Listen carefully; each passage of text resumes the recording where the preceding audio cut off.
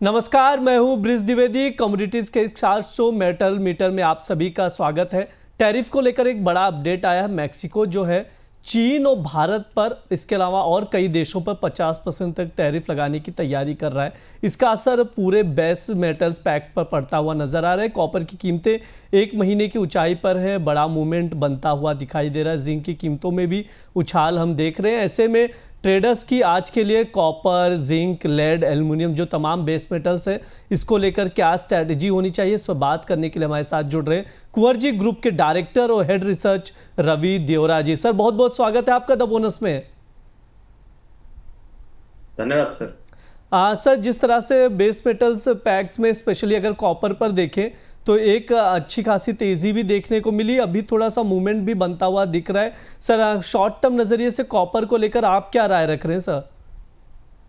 जब से दो बड़े इवेंट काफी इंपॉर्टेंट हो गए। आज जो सीपीआई इन्फ्लेशन के डेटा आने हैं वो काफी इंपॉर्टेंट है, एंड अगले सप्ताह 17 तारीख को जो फेड की पॉलिसी आने हैं, ये दोनों इंपॉर्टेंट है। हालांकि दोनों कोरिलेटेड भी है। आज जो भी डेटा आएगा इसका इम्पैक्ट मंथ्स के वहां पे रेट के डिसीजन पे भी होगा।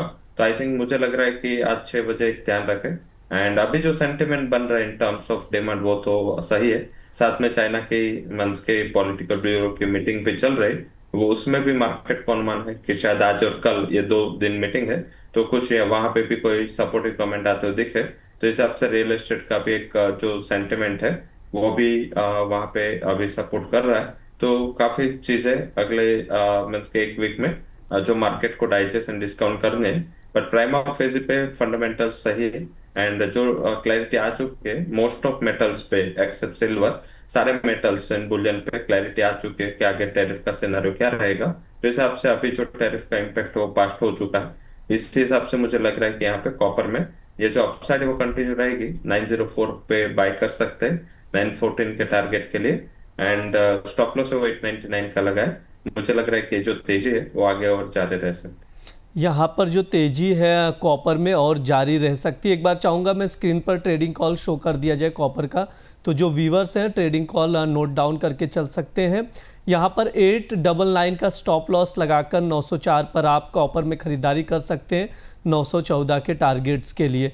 हाँ सर, मॉर्निंग में भी जब हम लोग बेस मेटल्स डिस्कस कर रहे थे तो जो एनालिस्ट थे कह रहे थे कि कॉपर में मूवमेंट बनता हुआ दिख रहा है, बड़ी तेजी की ओर संकेत दे रहा है। सर, क्या आपकी क्या राय रहेगी यहाँ पर कॉपर को लेकर? जिस तरह से ये तो इंट्राडे ट्रेडिंग कॉल हो गया कॉपर का, वैसे क्या लग रहा है, ये तेजी, बड़ी तेजी के लिए कॉपर तैयार हो रहा है क्या यहाँ पर? जब से यह कंटिन्यूस बुल रन में रहा, यहाँ पे बेरिश मूव आया ही नहीं। आई थिंक जिस हिसाब से टैरिफ का जब से क्लैरिटी आया है उसके बाद लगातार एक कमोडिटी एक बुलिश मोमेंटम में रही है। साथ में मींस के ये एक एसेंशियल कमोडिटीज एक्ट के अंतर्गत इसको रखा गया है। मींस के जिस हिसाब से इस मींस के टैरिफ डिले किए गए, तो मुझे लग रहा है कि यहाँ पे डेफिनेटली एक अपसाइड का ही व्यू है। ऑल ओवर 940 टू 948 तक के लेवल यहाँ पे ओपन है। एंड मुझे लग रहा है कि कमोडिटी एक स्ट्रक्चरल बुल रन में है। क्योंकि मीन्स के अगर एसेंशियल कमोडिटीज एक्ट के अंतर्गत कोई भी कमोडिटी का आना वो उसके लिए एक अच्छा पॉजिटिव है।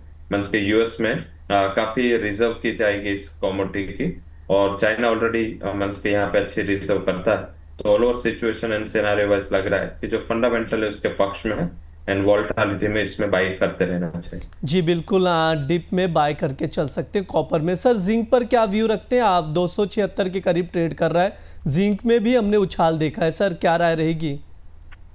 जब से यहाँ पे टोटल रिवर्स है। आई थिंक यहाँ पे कोई भी टैरिफ का सिनारियो सिचुएशन ना कमेंट कुछ भी आया है, एंड ये परे है टैरिफ से। और ऑल ओवर यहाँ पे मुझे लग रहा है कि बाइंग का ही रुख रखना चाहिए। 276 पे बाई करें, 274 का स्टॉप लॉस लगा और 280 तक के टारगेट आते दिख सकते हैं। और एक सेफ हेवन बन चुकी है, लाइक कि आप कॉपर में भी इन बिटवीन करेक्शन आ चुका था, एंड मेटल्स एंड जो ग्लोबल सिनारियो है वो भी थोड़ा डाउटफुल था। तभी जिंक है उसने 274 का लेवल ब्रेक किया नहीं। तो आई थिंक यहाँ पे मुझे लग रहा है कि जैसे ही ये सीपीआई इन्फ्लेशन का आज का डेटा रिलीज हो गए, यहाँ पे एक अच्छी रिकवरी के चांसेस दिख रहे हैं, बाय करके चलना चाहिए। और शॉर्ट टू मीडियम टर्म में भी मुझे लग रहा है कि कमोडिटी में एटलीस्ट 298 तक के लेवल के लिए आपको अपने buying position same stop loss के साथ होल्ड करनी है। जी बिल्कुल, जिंक में 276 पर खरीदारी करके चल सकते हैं। 280 के टारगेट के लिए 274 का यहाँ पर स्टॉप लॉस लगाने की सर की ओर से सलाह दी जा रही है। सर एल्युमिनियम पर भी आपका व्यू जानना चाहूँगा। 255 के करीब ट्रेड करता हुआ एल्युमिनियम नजर आ रहा है। सर क्या व्यू रखते हैं इसको लेकर आप? जब से ये कमोडिटी जब से यहाँ पे टैरिफ का अनाउंसमेंट हुआ है, एक ब्रॉडर रेंज नीचे 251 ऊपर 258 यही रेंज में प्राइसेस मंथ्स के मूव हो रहे हैं। और दोनों कमोडिटी लीड एंड एल्यूमिनियम में दोनों में मोमेंटम है वो पूरा गायब हो चुका है। मुझे लग रहा है कि यहाँ पे वैसे लैकलस्टर ट्रेड ही रहेगा, बट आई थिंक डिप पे बाय करना उचित रहेगा 254.80 के करीब। एंड स्टॉप लॉस छोटा होना चाहिए 254, टारगेट पे एक लिमिटेड 257 तक आ सकता है। मुझे यहाँ पे बहुत बड़ी तेजी नहीं लग रही एंड बिलो 251 भी नहीं लग रहा है। तो ब्रॉडरली प्राइस 251 से 258 की ही रेंज में रहेंगे। कोई भी फंडामेंटल में चेंज हो ऐसा नहीं लग रहा है। धीरे धीरे मीन्स के जैसे टाइम आगे जाएगा और अक्टूबर के एंड तक आएंगे, बाद में एक फैक्टर आएगा वो होगा चाइना का प्रोडक्शन। चाइना को अपने विंटर में अपने प्रोडक्शन को सिवियरली कट करना पड़ता है एल्यूमिनियम में। तो आई थिंक एक फैक्टर आगे जाके पॉजिटिव वर्क करेगा और मुझे लग रहा है कि नवंबर से यहाँ पे अच्छी तेजी के असर बन रहे हैं। जी बिल्कुल, यहाँ पर एल्युमिनियम में 257 के टारगेट के लिए खरीदारी करके चल सकते हैं। सर निकल में प्रेशर बनता हुआ दिख रहा है इस वक्त, 1% से ज़्यादा का प्रेशर है, 1313 पर ट्रेड कर रहा है। सर निकल में भी कोई ट्रेडिंग कॉल बन रहा है क्या आज के लिए? जब से लास्ट सेशन में भी हमने यहाँ पे सेलिंग की रिकमेंडेशन दी थी। यहाँ पे सेम इश्यू है, बट चेंज ये है कि चाइना अपना प्रोडक्शन कट करेगा तो इसमें स्टील का भी प्रोडक्शन कट होगा। और मीन्स के निकल का सबसे ज्यादा इस्तेमाल स्टील प्रोडक्शन में होता है, उसका मेजरली यूज वहीं आता है एंड बैटरीज में। बट ज्यादातर स्टील के गैल्वेनाइजिंग में यहाँ पे मीन्स के निकल का यूज होता है। तो निकल की भी डिमांड कमजोर होगी अगर चाइना का प्रोडक्शन कट होगा। तो मुझे लग रहा है कि यहाँ पे बिग वाली का ट्रेड लेना चाहिए। 1304 का टारगेट है, 1317 बेचना है एंड 1322 का स्टॉप लॉस लगा है। जी बिल्कुल, निकल में बेचकर चल सकते हैं। 1317 पर बेचना है 1304 के टारगेट के लिए, यानी प्रेशर अभी भी बना हुआ है निकल में। 1322 का स्टॉप लॉस लगाने की यहाँ पर सलाह दी जा रही है। सर लेड पर भी आपका व्यू जानना चाहूँगा। 181 के करीब ट्रेड कर रहा है, 180 से 183 के बीच में ही 3 रुपये का मूवमेंट हम लोग देख रहे हैं लेड में। सर क्या राय देंगे आप लेड को लेकर? जरूर से यहाँ पे कोई भी रिस्क नहीं है। जिसको मीन्स के कोई रिस्क नहीं लेना है और सिर्फ ट्रेड करना है वो यहाँ पे आ सकता है। आई थिंक यहाँ पे कोई भी 50 पैसा से ज्यादा मोमेंट इंट्राडे में नहीं आती है। तो आई थिंक मुझे लग रहा है कि वैसे 180-40 का एक अच्छा बेस बन चुका है। नियर अबाउट टू 181 बाय कर सकते हैं, स्टॉप लॉस 180.40 का लगा के, और 182.50 तक के टारगेट आ सकते हैं। बट मुझे लग रहा है कि ना तो बिलो 180 ना तो बिलो अबो 183 ये कॉमोडिटी जाएगी। यही रेंज में ये कॉमोडिटी रह सकते हैं। तो मीन्स के अगर छोटी रेंज चाहिए 60-70 पैसा या 1 रुपये का ही अगर मोमेंटम चाहिए तो अभी के लेवल पे मुझे लग रहा है कि लीड थोड़ा सेफ है एंड 181 के जितने करीब मेरे बाय करके चल। जी बिल्कुल, लेड एक दायरे में है, उसी में आप लोग ट्रेड बनाकर चल सकते हैं, रिस्क नहीं है। ये सर की राय। सर कोई डिस्क्लेमर रहेगा आपकी ओर से?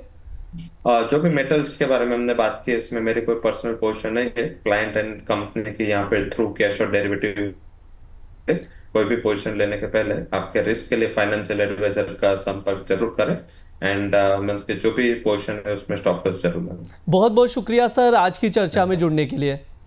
ये हमारा मेटल मीटर शो है। इस दौरान हम लोग तमाम बेस मेटल्स पर बातचीत करते हैं, उस पर राय ली जाती है, ट्रेडिंग कॉल्स भी दिए जाते हैं। आप लोग जुड़े रहिए द बोनस के साथ। चैनल को सब्सक्राइब कीजिए, वीडियोस को शेयर कीजिए।